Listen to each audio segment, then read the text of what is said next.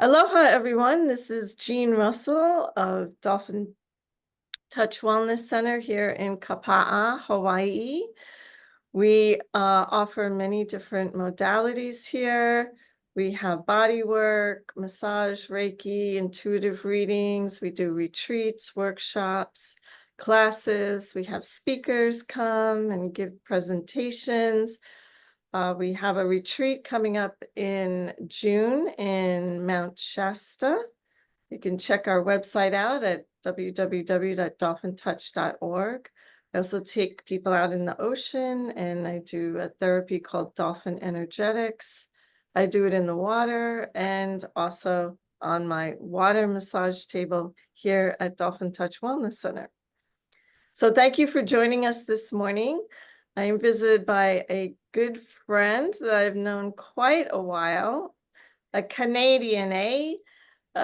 Dorothy Spence has come to this center. I think it's been 10, 12, I don't know, long time.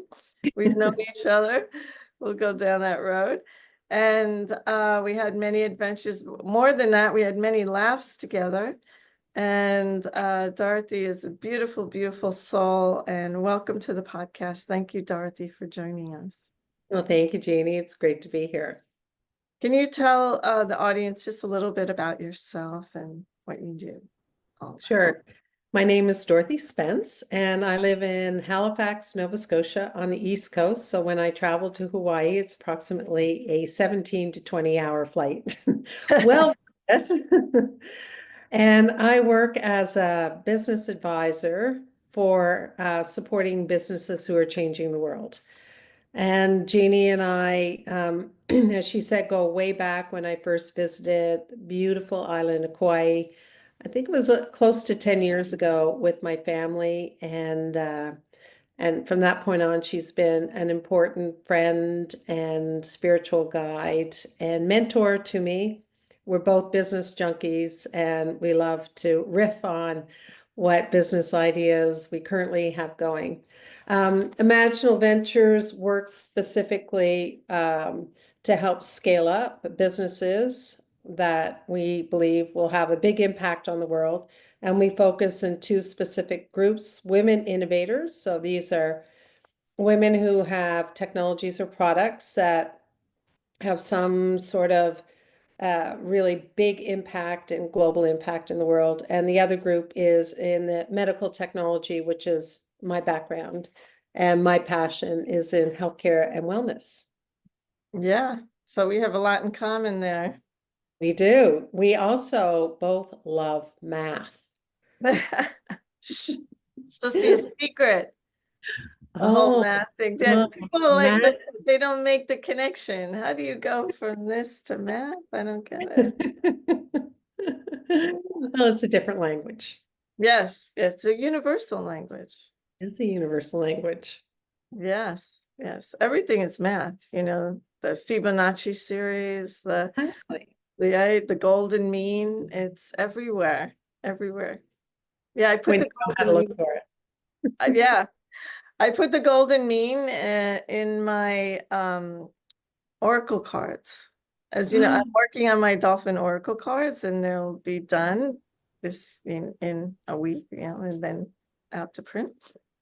And yeah, because there's a ratio, about, for humans, it's our bodies, arms and arms and legs and all that are in a golden mean proportion.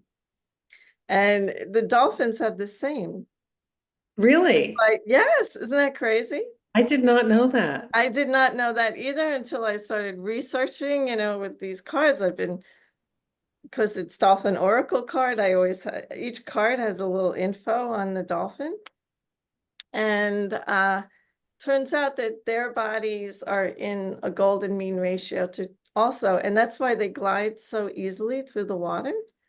This perfect balance of I'm not going to go into the whole mathematics about it right now to bore everybody, but just know that and there's so many similarities to dolphins and humans. It's crazy. It's crazy. And you really look at it. I'm really excited about those oracle cards, by the way, Jeannie. Yes, I am very excited about releasing my first deck of Dolphin Oracle cards. It's going to be really fun and beautifully designed by Laura Licio. She's an amazing artist. They are beautiful. So let's talk about what was your first impression of Kauai when you just came here? Was that was the first time, yeah, 10 years ago or The there first before? time was actually to any Hawaiian island was in 1988 when my husband and I were on a big, one of our very first big travel adventures to New Zealand, Australia, Fiji, Cook Islands. And on the way back, we stopped in Oahu, and Dale's parents, who had never even been on an airplane before, traveled from the Maritimes and met us there with two of his uncles. So that was a little bit different because we were kind of like tour guide, even though we didn't know the place. Yet I caught that magic Yeah. of Hawaii, and I was like, "What is this place? It's not like any other place that I've experienced. It's part of the United States, so it has things that are very familiar and similar to me, but then there's these other things that are going on, like their own language, a very distinct culture and music, and these islands are in the middle of nowhere, so everything is fresh and pure and clean. And so then the next time that I was, well, I didn't know at the time that you are called to the Hawaiian Islands, Yes.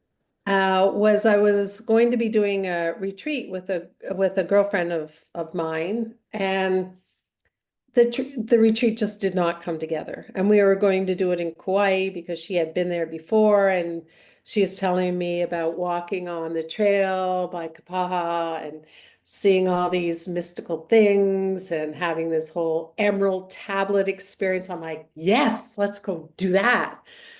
And it didn't come together in that week that we were supposed to be there. The island got flooded. Like we would have been, it You would would have have been been inside the entire inside, retreat. yeah, inside a retreat, having a much longer retreat than we had anticipated. So I thought, well, that's interesting. So finally, 10 years ago, was able to organize. This time the call was with my husband and our son and our daughter and our son's girlfriend. And that was, I started to hear these rumblings, like we were kind of like in the touristy area, but you could kind of get this undercurrent of something going on. And they would be more like hot tub discussions where it would be, the island will kick you off if you're not meant to be there. Oh yeah. Or you only get to stay as long as the island really is the boss. Yes. I was like, The well, that, Aina, the Aina, yeah, the land. Yeah. yeah. It's Yes, like, definitely. this is intriguing. And it turned out to be accurate. And I've seen it time and time again that, people will have an accident or get sick or something happens that pulls them home and they have to, shorten the trip. Or on the other side, they need to lengthen it. They decided to stay there or retreat there on a more regular basis. That, so Kauai was what I think was more my official introduction to Hawaii, because Oahu, for me anyway, felt a little bit more like I was taking care of, family and being more of a tourist. But in Kauai, I started to get the deeper undercurrent. It was at the end of that very first trip where there was, some pretty dramatic things that happened within our family too, that I decided for the last couple of days just to take a deep breath, visit the Hindu temple, and then I saw this place called Dolphin Touch Wellness Center. And so I pulled into the parking lot and I went in and I was warmly greeted by one of the women that was working with you. And I asked if I could, excuse me, have an appointment with you. And my friend that was with me got her very first card reading at the same time. And I had Gene Magic on the massage bed where The you water really table, water table, yes. the mermaid table. The mermaid table where really tapping into my more of my maternal ancestral roots, and then how that pattern went through me to my daughter and just really helped me heal and make sense very quickly of a lot of the trauma and drama that was going on within my family system. So then I still remember I'd rented a car and I didn't see that same lovely receptionist. Honda Civic was quite beaten up behind me. And of course, I backed right into it. And I went in, and I was just on my way to the airport. I'm like, really? This is going to be a hassle and a delay because now I'm going to have to report an accident. Da, da, da, da. So I went into Dolphin Touch again and I told her, she goes, don't worry about that. That's just an old beater. Just go, go. And aloha, and we'll see you another time. I was like, this Yeah, is a great spot. Like all I these, tell you. nothing happens and everything happens. And what? Yeah. Hmm. So that was my first visit, and that point on, I was pretty hooked. Yeah, it's really believing in the magic and seeing the magic all around. It's such a magical place. That's the best way I can describe Kauai. There's magic everywhere, everywhere. One of the ways I describe it, and I've gone to a number of the Hawaiian Islands, and Kauai is still, I call it my island. It Yes. still calls me. And the way I describe it is the veil between the material world and the spiritual world is thin. Yeah, we're in the fifth dimension here. And that's why people are able to have so many amazing experiences and transformations and shift in consciousness because you're like, you don't have all that density around you and you're clearing it, and then you're able to feel your true authentic self, like, oh, this is who I am, this is how it feels, and all of that coming through. It's just incredible. Yeah. Right, you say it and it sounds cliche, and then you're able to experience your true, but you really experience your true authentic self. It's not cliche. It's like, oh, wow. So this opens up a number of possibilities. I'm going to give you an example. The second time I went back, because I decided I had to write a book, which I still have not published that book, by the way. Nah, And I stayed for a month. So I would go down and I'd meet you at Java Kai.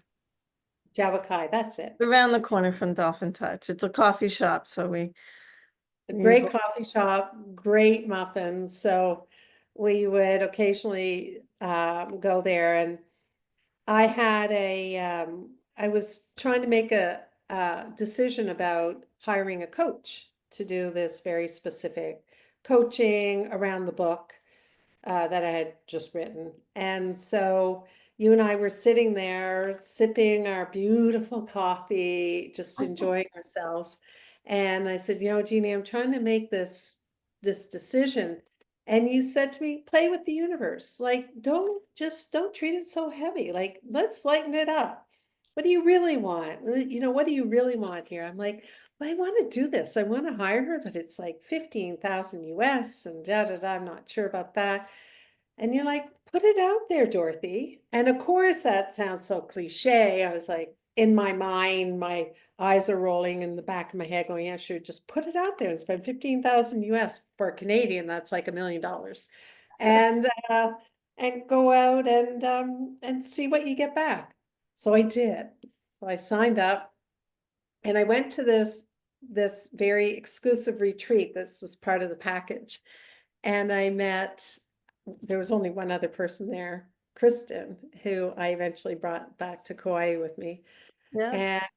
And I was meant to go there to meet her on this retreat.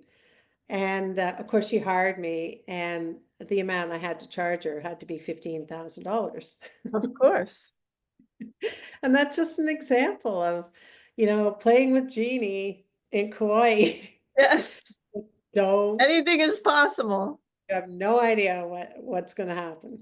Yeah, no, it's a really beautiful unfolding, but it's really like expanding and asking, the way I view everything is like, this is all just our playground. This is all just for us to expand and grow and for the collective to raise their vibration. So if you see it as just a playground, there's nothing serious going on down here. And you want to play with the universe, you're like, oh, you want something, but you don't have the money. And you're like, okay, universe, this is my intention. Show me the way. And unexpected checks come in the mail, or Good. yeah, someone hires you for a job, and then you get the exact money to the penny of what you need. And then it's like, okay, well, I guess I could afford it now.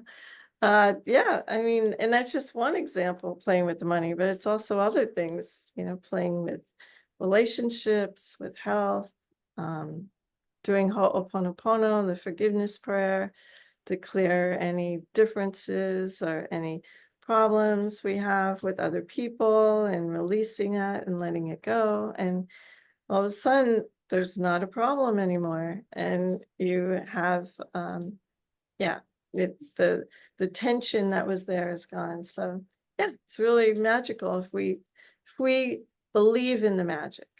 And I I believe. obviously very strongly believe in the magic. Yes. I very strongly believe in the magic. I'm with you. You're a believer now. Yay. Magic believer.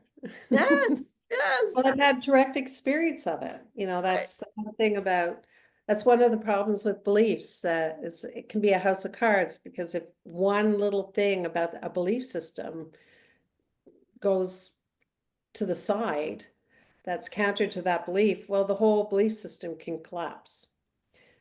I think about being raised Catholic as a good example. Whereas if you have a direct experience of something, there's no, fear and doubt can't come into that direct experience.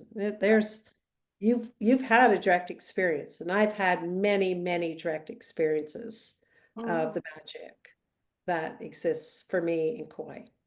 Yeah, I mean, even when I opened my center, you know, I had the intention, I was just gonna open my center. I was just gonna rent a little room and do my little Reiki, and then the rent that they wanted for this room was like, wow, I'd have to do a lot of Reiki sessions, like 24/7 Reiki just to pay the rent. So I'm like, oh God, I don't know about this. And then I'm driving around and I see this land for sale with a beautiful house on it. And it said commercial and residential. And the craziest thing is, like, so I'm thinking small, just a little room, but the universe, I gave it up to the universe, and the universe is like, no, you're going to have a whole center. And I'm like, what? And at that time, 2000, well, we opened in 2009, we bought in 2008. There was a crash in the market. Prices were really low, Right. right? And it was a great time to buy. The rent wasn't, like that rent that I was going to pay wasn't much more. The mortgage was going to, and we could actually own the place when we finally paid it off, which is coming soon. And so it was like all these, the universe kept pointing to this structure here. And the funny thing is, my husband was driving around. I hadn't even told him about this place yet, but he's driving around and his car got into a little accident right in front of Dolphin Touch, right No, I at never the heard this crosswalk. story. You didn't hear this story, huh? Oh. And nothing, just a little fender bender. And he's sitting there and he's looking across the street, and there's this sign. And he's like, oh wow, there's a place there. So he tells me about the place. And I was like, I would tell him before I even had a chance to tell him. And we're both coming to the same conclusion, like, wow, go check out that place. And of course I was like, oh yeah, that's a great idea, David. Yeah, no. But I Yeah. already like was sold on the place. And yeah, it just like within 6 weeks we had the place. And when Amazing. things manifest, like it's like so fast. Things that normally, real estate transaction could take months, or getting the approval and getting this and getting everything in order. No, 6 weeks, we already had the place, and started the renovations, and then I had to figure out how to run a whole center, because I was just planning on doing a little room. And that was, again, part of my spiritual growth, was learning how to manage people working at the center, and merchandise and everything else. So it's been a whole learning process. But that magic, like when you set your intention and you're clear on your intention and you're in your heart space and your mind and heart are together in alignment, it's like so fast. It just Mhm. manifests so quickly. It's beautiful. So that's part of the magic. Just one example of the magic that Great happens. story. Yeah. And I've been here so long, I kind of feel like it's just Kauai where this magic happens, but it's not, you know. You can be anywhere, and magical things will happen as you set your intentions and get clear on what you want. Well, I agree. And I do want to make a case for Kauai because you first need that direct experience. And it's just, I find for me anyway, much more accessible in Kauai. Like I can put it, I can play with it, set the intention, see it come in. It gets pretty quick. And then I can take that remembering and bring it to other places where for me, it's a bit more dense. So yes and no. It's very catalytic. Kauai's definitely catalytic. Yes, yeah, yeah, yeah.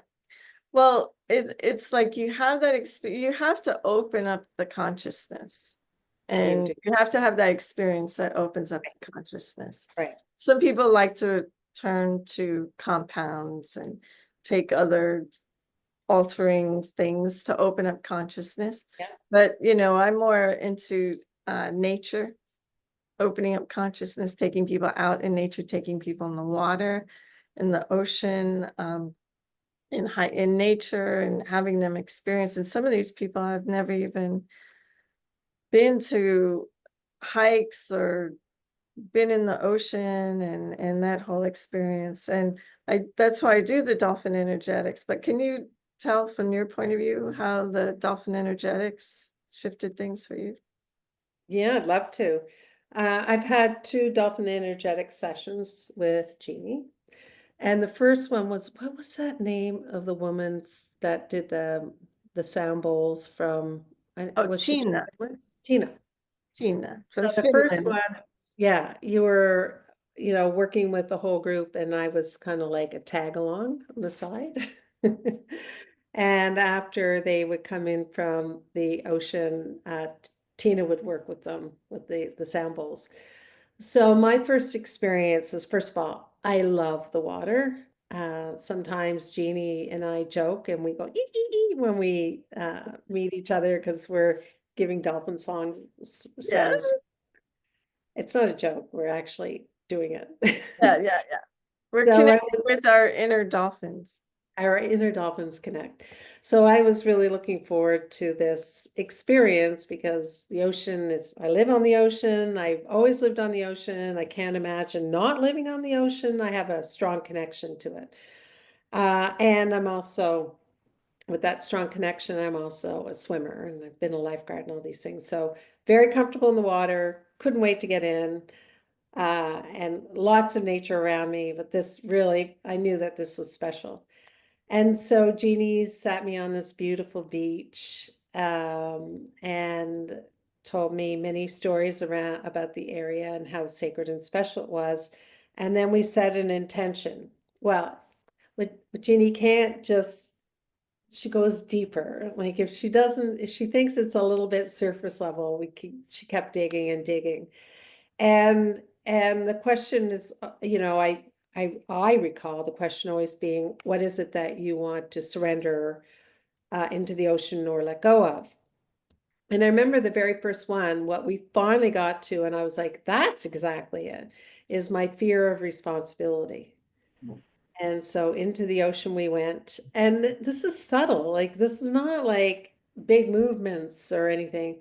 But seriously, the energy moved so much in me. I thought I was going to throw up. I remember at one point going, turn my head to the side because it was just intense for me. That there was that much fear of responsibility locked in my consciousness and my body and everything that it just got released. And then I remember, Jeannie, when you held me in the ocean when the session was done to probably try to get me back into this 3D reality. Yeah, I'm And back.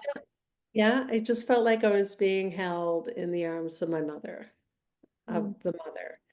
yeah. And it was a really big shift. Like a lot of times for me anyway, those embodied experiences are much more powerful than the talking experiences.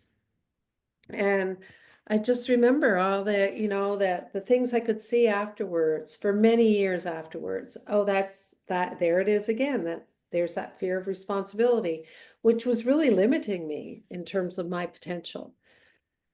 Um, so that was kind of like that was my Yeah. virgin Yeah. dolphin experience. Yeah.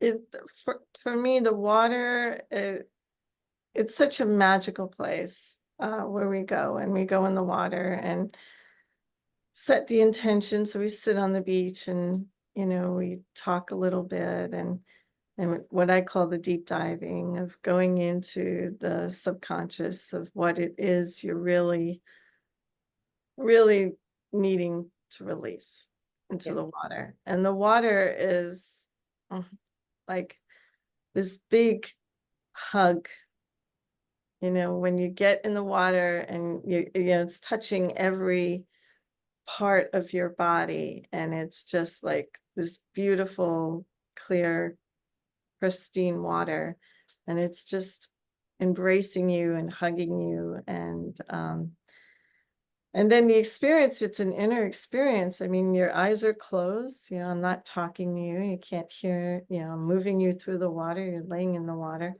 and it's you expanding your consciousness beyond your physical body. You're not this physical body, you are expanding to the whole ocean, and you feel that connection to the whole ocean, to the sky, the earth, the ground, the trees, the mountains, everything, and you become one with that. And then you go into this huge expanded place, and I'm, opening up channels in your body, meridians in your body as I'm working on you to open you even more, allowing you to relax and let go. And then you feel this huge expansion beyond it's really who you really are. You are everything, Mhm. everything, the sky, the earth, the moon, and planets, everything. And you feel that. And then you come back into your physical body, and your physical body feels different, doesn't it? Didn't it feel a little, That's a lot different. you feel Lighter, you know, lighter? I was always a fun person. I have to say though, after that experience, I You became are. just more free to express how playful and fun I am and life is. Yeah. And that was all part of the release. And that's all about the message of the dolphins. Just to connect with the fun that and vibrant and energy that we are. I mean, you see the dolphins jumping and spinning and playing in the water, you Joyful, know, so it's so powerful and so fun to see that and to know, I mean, they're still surviving. They still got to hunt for their food and raise their kids and do all those things that we go got grocery to do, shopping but they're doing it with joy. with a lot of joy. Yeah.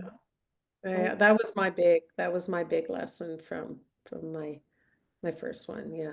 Yeah, life is meant to be joyful.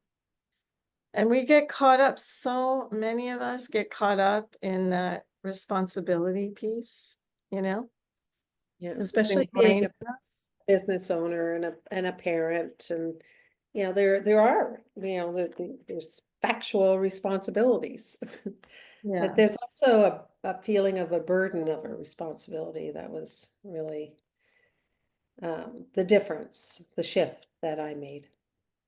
Yeah. If it's not joyful, don't do it, is the message the dolphins keep telling me. And it's like, my worst thing is accounting to do.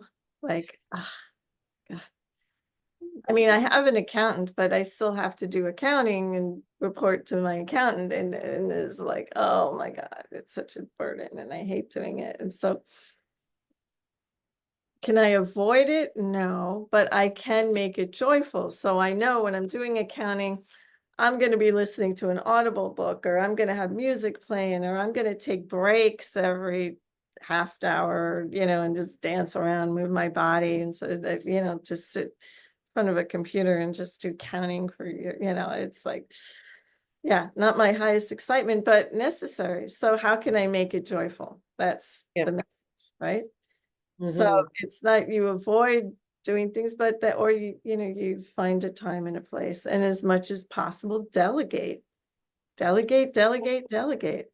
You're bringing up a really important thing that I'm working on right now, around resistance, like how much I resist things. Turns out I resist a lot of things like accounting. And I just have this big inquiry. This game I'm playing right now is, what if I didn't resist it? What Mm. if I just allowed that the flow of life to go through me with joy, peace, and love, and that there's an ease to it? And that's been, not that nothing has necessarily shifted, except just a really big awareness of how much I resist so many things. And I still think it's tied to that fear of responsibility. And what if I could be more like a dolphin and just find, as you were just saying in that story, just joy in accounting, like, woo, look at these numbers.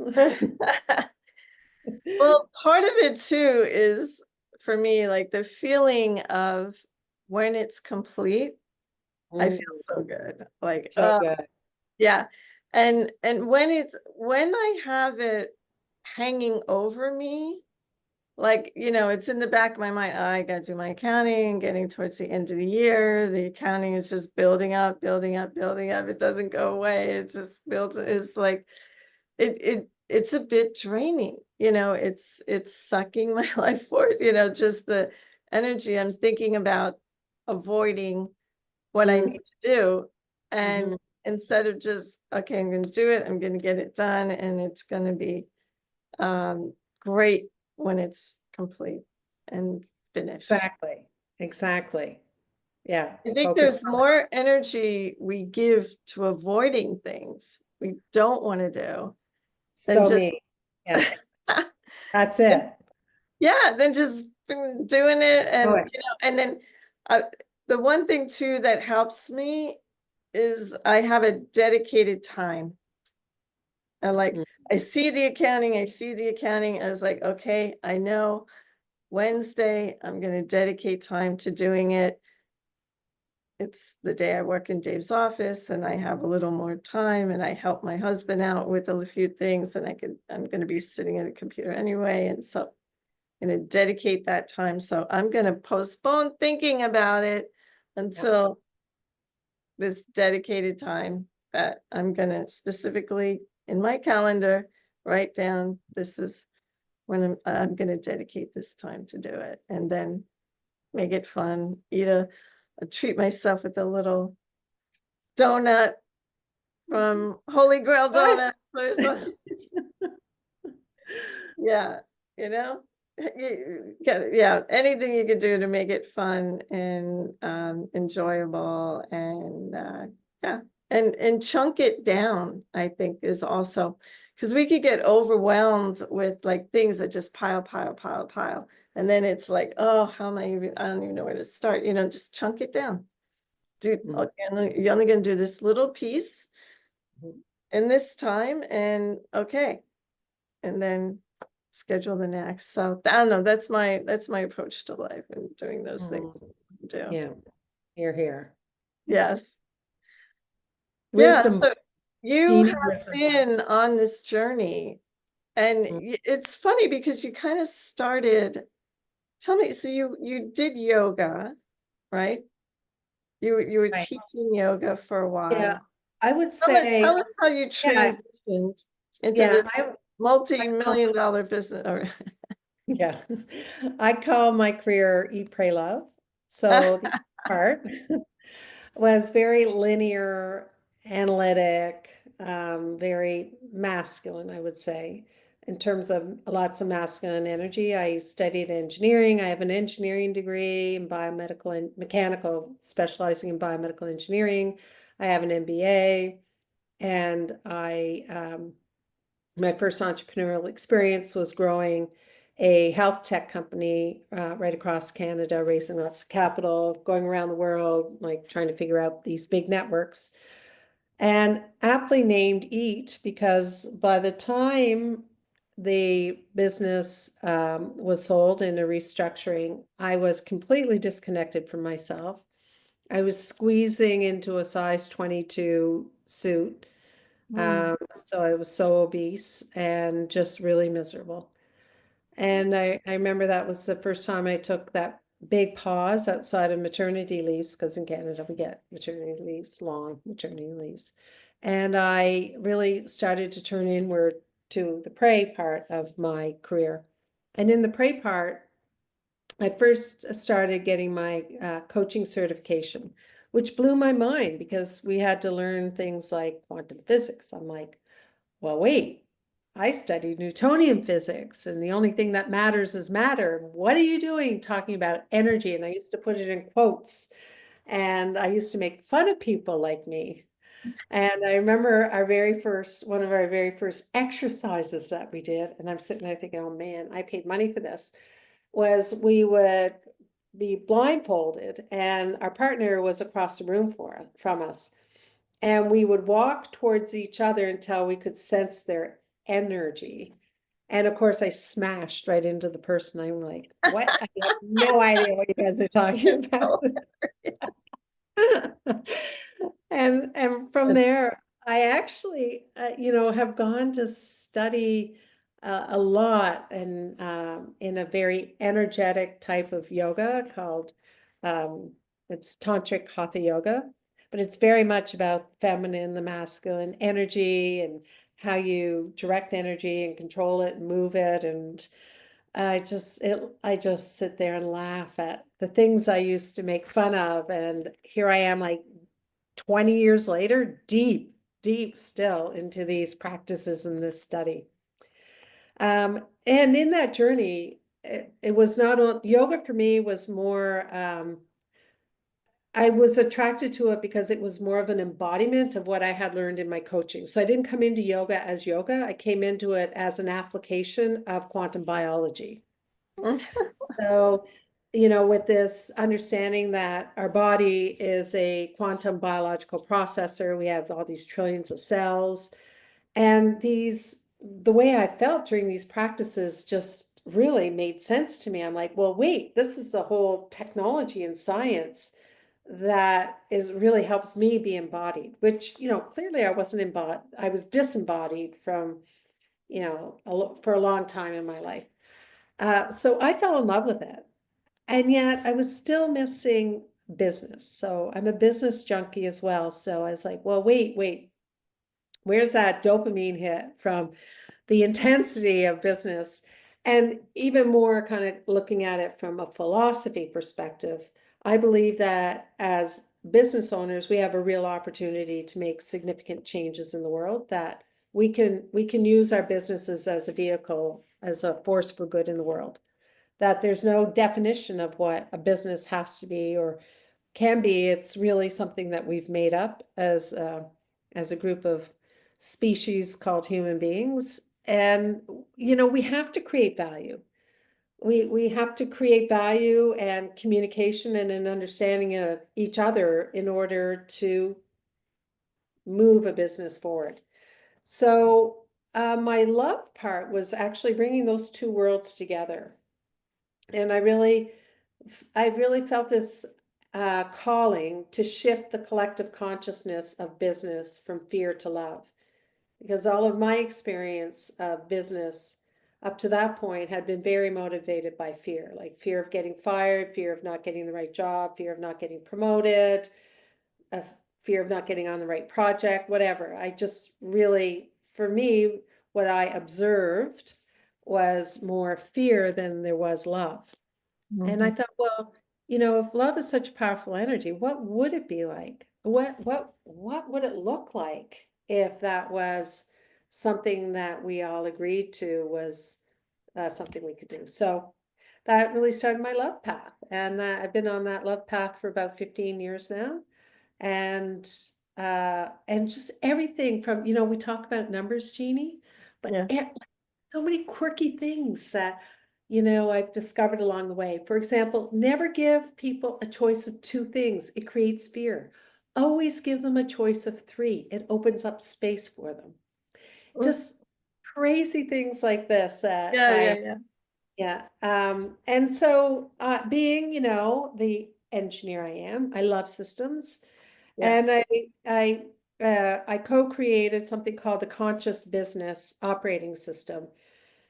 And it really is, it was, you know, that was definitely a download. That wasn't anything that came out of my mind. It came out of some sort of other mind. And it's really looking at the human dynamics and the way that we interact with each other and all the relationships and the math behind that and how we communicate and how we build the systems and structures and how do we integrate in this human dynamics with the business mechanics, as we call it. So that's the You- work I do now. I do find that systems, so, I had someone and they were talking about they're really anxious about this project or they get anxiety. Actually, it's Alan. You get so Alan is had and I helped him. Of course, all our friends, we help him all, and he's launching this business, conscious cooking, Oh, and he does cooking gigs here on Kauai, where if you want to come to Kauai and you want to have someone cook a personal meal for you, he's a personal chef. And he says that he gets anxious, crazy anxious, like the day before a big cooking gig. He's like so anxious. And it became clear that if you have systems in place, you have your menu, you have all the ingredients you're going to need, you have where the stores are open, what time they close, and how long it takes you to prep everything. If you have those systems and you have that written down and okay, this is what I need, this is it, and then the anxiety goes away. right. And we were just talking about this yesterday, and I was like, create systems. He's like, yeah, right. So he's been writing things down and putting out his schedule and when he needs to go to Costco and when he needs to go here, or what a farmer's market or go to this one. And it it takes away from the anxiety. I mean, Exactly. I don't think it totally disappears. And maybe a little anxiety is good in the sense that, it gets your adrenaline pump, you want to do a good job, you're going to put that effort out. Maybe anxiety is not the right word, more excitement. It'd be lovely to move that anxiety into excitement. But yeah, that's part of the process. Like even yesterday, I had this session with this doctor that's here, and he was going to do a deep diving. And I know, that on the water table, it's a 2 hour, 2.5 hour process, and that I work with people on. And I was a little anxious, like, oh, am I going to be able to do the magic that I do all the time? And God, it was beautiful. He even cried on the table. I didn't expect that. And I just surrendered to spirit of what needed to be done. I was doing things if Mm. that I mean I had a general outline, but then when I got to work on him, I got messages to do work on his body to open up the channel, and then we could do the spiritual work that we needed to do. And it was like deep diving into his past, his relationship with his dad and childhood and all that came up.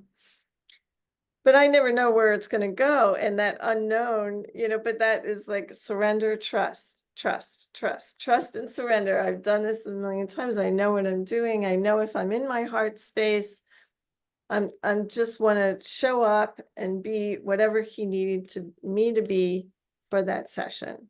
And Mm. just, I have all these tools, I've gone to all these classes, done all these trainings. I know all these things that I can pull from my toolbox, and just honing into what is the right thing for this person and trust in that. And I know you're working on a campaign about trust, Mm. and it's a huge piece of um, if you have all your ducks in a row, then you could surrender and trust. But if Yeah. you're struggling, if you're uncertain, or if you haven't prepared enough, or if you haven't done the groundwork that's necessary, yeah, you don't have that foundation to build your trust in order to let go and let spirit work through you. And that's kind of how I work. And I know you've got a campaign going on. You want to tell us a little bit about your Yeah, well, campaign? I love what you're saying because that to me, I always see things in systems and a quadrant and everything. But what you just described to me is self-trust, which is in that personal transformation area. Um, because we have a saying that businesses don't transform, people do, and leaders go first. And unless as a leader you're willing to step into that level of personal transformation, I can tell you your business will not transform. It will just it will just continue to do as it's doing because it's really your consciousness is calling you. That chaos is there for a reason. And there's three other elements around trust in that quadrant. One is process and systems, like we just described. The second one is relationships and communications. And the third is the climate that you create or the culture in your business. And what we find is business leaders, especially in high growth, early stage companies, there's just so much going on. They actually don't know where to focus. So Right. having the ability to measure whether the business is operating at a trust tax, so it's going slower than it needs to be, but you don't know the reason, or it's at a neutral place that we call stability, which is really good, or it's operating at a trust dividend, is really important information for the leaders of these businesses. Yeah, can I just jump in there? It's, as a business owner, it's so easy to get caught up in the rat race that we are just spinning, you're just going from one thing to the next, is like, and you're like, but what you're talking about is basically taking, for me, it sounds like what you're talking about is like taking a bird's eye view of, okay, stop, look at your business, make a plan, get a clear intention, set your goals, what you want to do, how you want it to manifest, that kind of thing, and then get into the everyday activity. But how many of us do that? How many of us take the time? We're just like, oh, getting through the day and that kind of thing. And we're just like getting on to the next thing, on to the next thing, on to the next thing. Right. And so what you're talking about takes time to do that. So what do you suggest for businesses trying to, some of them just trying to get by, and then you're talking about creating this plan? Well, first of all, every entrepreneur that I've ever talked to never says, I've got all kinds of time to plan. Like, man, things are going so well for me. You know, revenue is growing much higher than we predicted, and the profitability is through the roof, and everybody on my team is so happy. I haven't heard that said yet once. Right. So to be clear, these human dynamics and the way that we organize ourselves in this thing that we've made up called business, which is just a whole bunch of adults really, agreeing to work on something together for some sort of an exchange. We've made it it is complex. We've made it very complex, and the pace of change is unbelievable. It's just really rapid. So I guess the question becomes, do you want to be like that hamster on a wheel? Because it's really actually quite unconscious when we get into that overwhelm. Let me just do my task list and let me not think about things. We're pretty unconscious, which 90% of our thoughts are unconscious thoughts. So this is just an encouragement to every once in a while. Just just really try to make that unconscious conscious and make choices based on what you actually want it to feel like and to be like, and get some clarity. And when you get that clarity, I mean, it is an accelerant like no other accelerant you've ever seen. So I just really encourage people to think about, taking that step backwards, um, and really getting that level of clarity that they need, regardless of what area of the business that they're working on. And I also want to make the point that those systems and structures can also free you.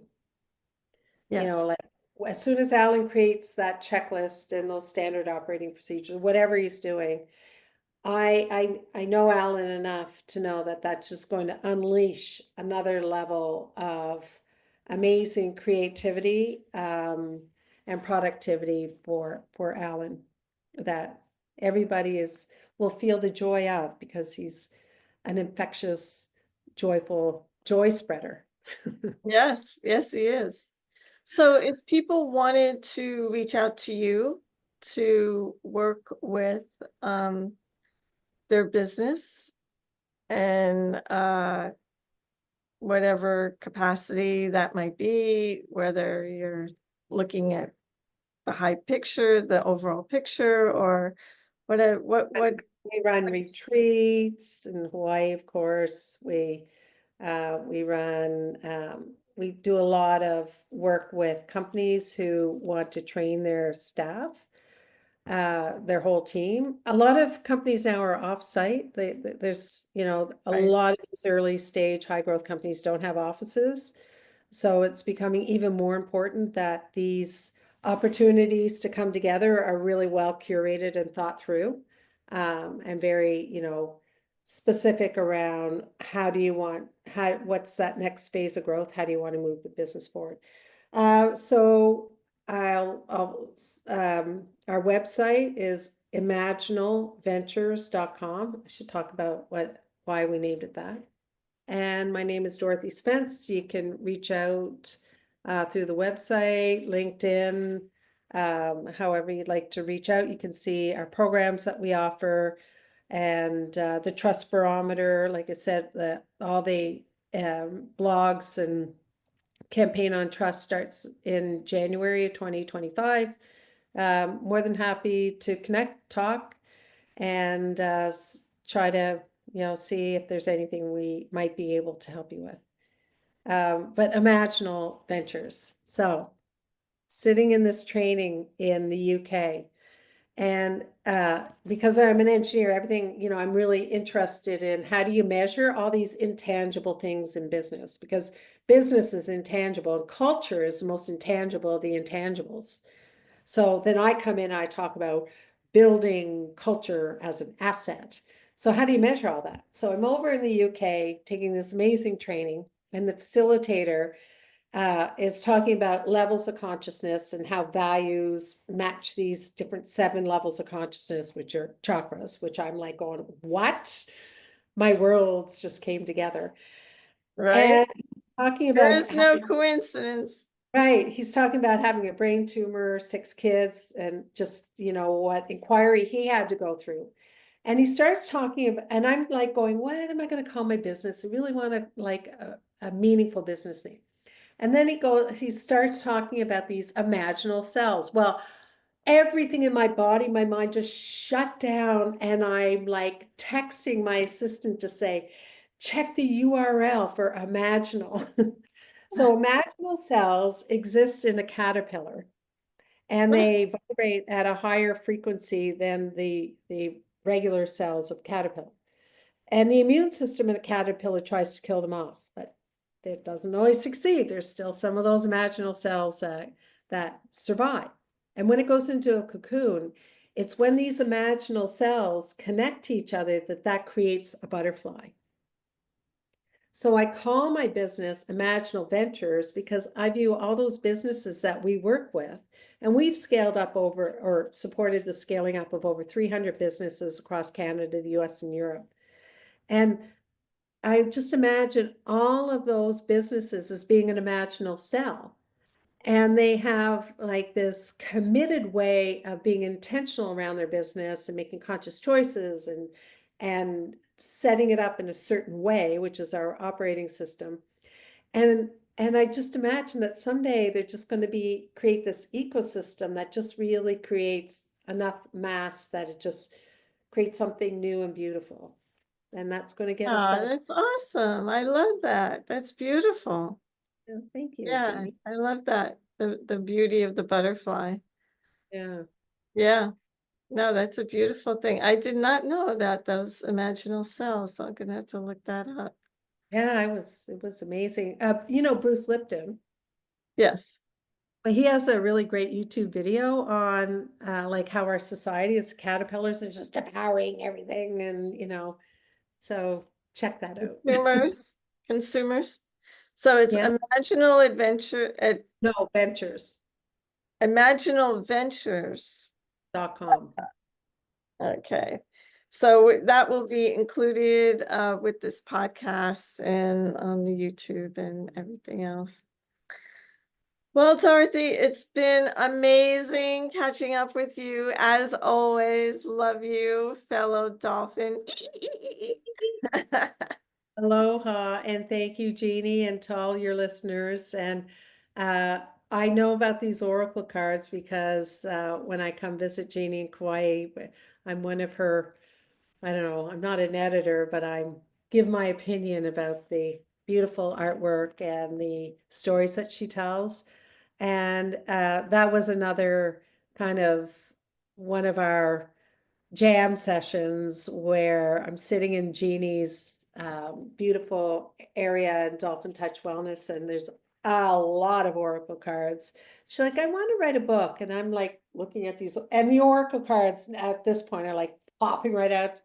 I'm like, I think you should do oracle cards. That was perfect. Yes.